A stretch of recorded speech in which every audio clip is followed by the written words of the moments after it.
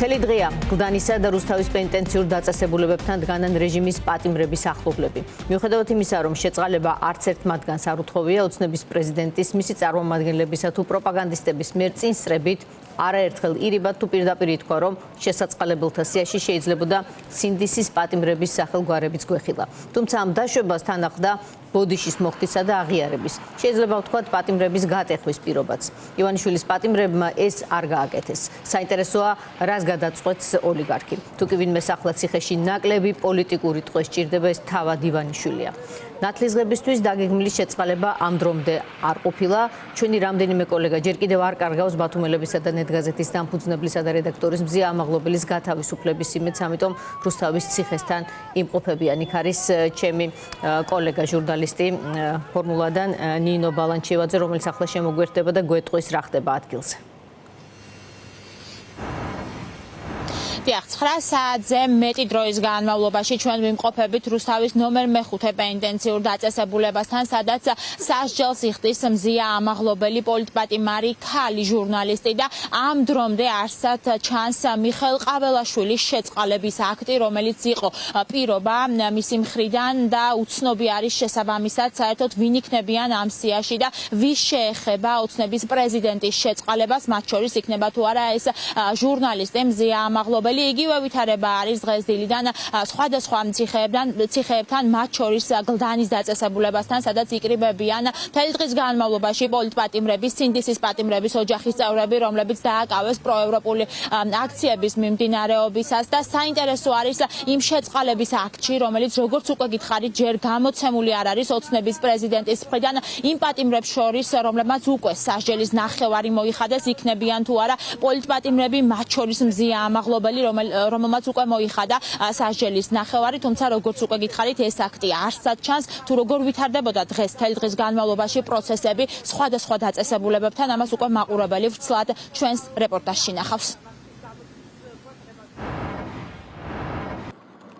კრიტიკული მედიის წარმომადგენლებისთვის სამუშაო დღე განსხვავებული მოლოდინების მიუხედავად რუსთავის ქალთა ციხესთან დაიწყო. სასურველი კადრის გადაღება და პატიმარ კოლეგასთან გისოსებს მიღმა შეხვედრა გადავადდა. ქართული ოცნების პოლიტიკური ვერდიქტი ისევ ძალაშია და მზია ამაღლობელი, რომელსაც 2 წლიანი საპატიმრო განაჩენის ნახევარზე მეტი მოხდილი აქვს, ციხეში რჩება. მზია ამაღლობელი მათთვის მზია ამაღლობელის პატიმრობაში ყოფნა და ზოგადად პოლიტიკური პატიმრების ციხეში ყოფნა პოლიტიკური ზიანია მათთვისვე. არანაირი გამართლება არ აქვს, რა ვიცი, ყველანაირი კვლევაში საკუთარი მხარდამჭერებიც კი არ უჭერენ მხარს აი ამ სისასტიკეს, აი ამ ოჯახების გამწარებას. შესაძლოა მათი ტვინი სხვანაირად არის მოწყობილი და პირიქით მუშაობს, ასე ვთქვათ, ლოგიკით, რომ თუ ასეა, მაშინ არ გამოუშვებს, შესაძლოა ფიქრობენ და შესაძლოა ფიქრობენ, რომ ამით სუსხავ ეფექტს ქმნიან. თუმცა იმასაც უნდა მივხვდე იყვნენ რამდენი ხნის განმავლობაში რომ ავიცი, არავინ არ დაშინდა. არ მაქვს ხა გაზვიადებული და გადაჭარბებული იმედებით არ ვარ მოსული, მაგრამ ის მცირე პროცენტი, რომელიც ყველას გვაქვს გულის სიღრმეში იმედის სახით, რომ შეიძლება დღეს მზია გამოვიდეს და დასრულდეს ეს უკანონო ტყვეობა 1 წლიანი გვაქვს და ამის გამო ვარ აქ მოსული. არაფრის მოლოდინი არ მაქვს. სკეპტიკური განწყობებით თუ ცოტა უფრო ოპტიმისტურით ქართული ოცნების მორიგ პოლიტიკურ გადაწყვეტილებას გლდანის ციხესთან ელოდებოდნენ პატიმარი დემონსტრანტების ოჯახების წევრებიც. დღე მოლოდინში ისე დასრულდა, მიხეილ ყაველაშვილის მიერ შეწყალებულ ვერც ერთ პატიმარს შეხვდნენ, რომ გაეგოთ ამჯერად ვინ მოხვდა და შესაბამისად ვინ ვერ მოხვდა სიაში.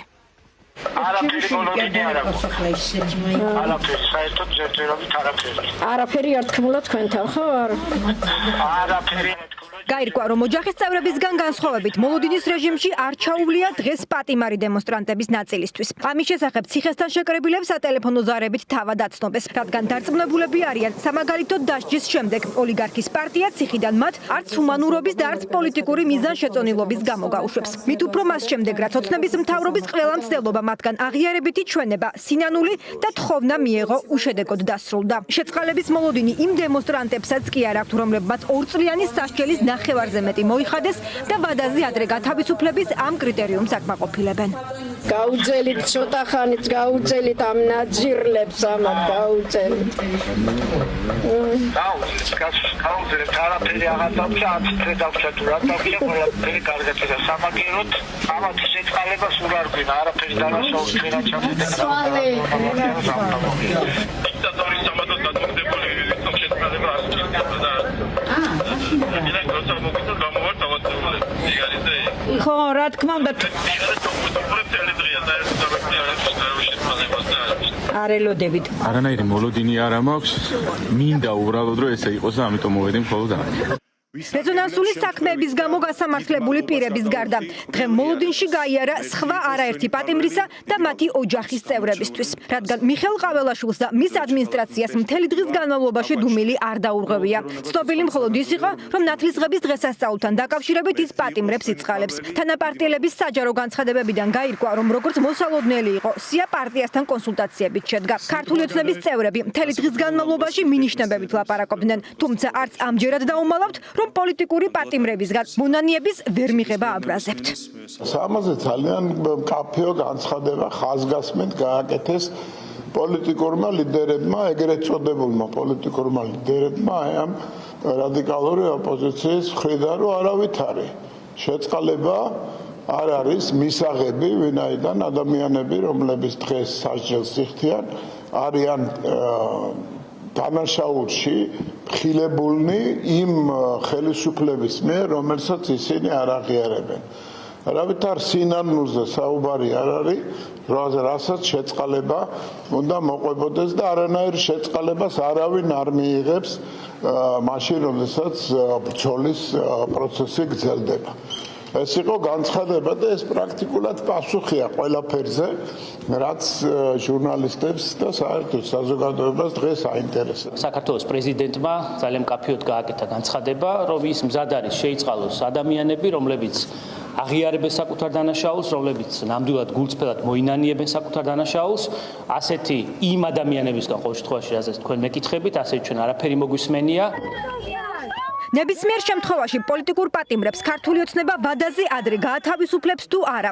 ოპონენტებს მიაჩნიათ, რომ ამას ოლიგარქის პოლიტიკური ინტერესი გადაწყვეტს და არა მიხეილ ყაველაშვილი ან მისი ჰუმანურობა. ციხეში რჩებიან ოპოზიციური პარტიების ლიდერებიც, თუმცა მათი ნაწილი სასჯელით განსაზღვრულ საპატიმრო ვადას უახლეს დღეებში ამოწურავს. ეს ადამიანები ივანიშვილს ციხეში სჭირდება იმისთვის, რომ მივაჭროს მათი თავისუფლებით სამწუხაროდ. ეს არაერთხელ მithქვამს და ეს ასეა, განსაკუთრებით ცხადი გახდა ჩემი აზრით ეს მაშინ, როდესაც ამერიკის შეერთებული შტატების მედიაციით გათავისუფლდნენ პოლიტიკური პატიმრები ბელორუსში ლუკაშენკოს რეჟიმთან მოლაპარაკების შედეგად. ვფიქრობ, რომ მაშინ კიდევ უფრო მეტი აღტკინებით გადაწყვიტა ივანიშვილმა, რომ სამომლაპარაკებლო მონეტების სახით შეაგროვოს პოლიტიკური პატიმრები, რაც სრულიად ამორალური მოქმედება, მაგრამ ჩემი ღმერთმენით სწორედ ამისთვის აპირებს და წარსულშიც გამოუყენებია მას ადამიანები. ყაველაშვილის მიერ შეწყალების აქტის ხელმოწერის შემდეგ მისი ადმინისტრაცია პატიმრების სახელებს და გვარებს არ გამოაქვეყნებს. დოკუმენტაცია ციხეების ადმინისტრაციებში გადაიგზავნება. შემდეგ კი ამის შესახებ პატიმრებს ეცნობებათ. ისინი თავისუფლებად ხელმოწერის წუთიდან ითვლებიან. ამიტომ ციხის ადმინისტრაციას გათავისუფლების პროცედურების მყისიერად დაწყების ვალდებულება აქვს.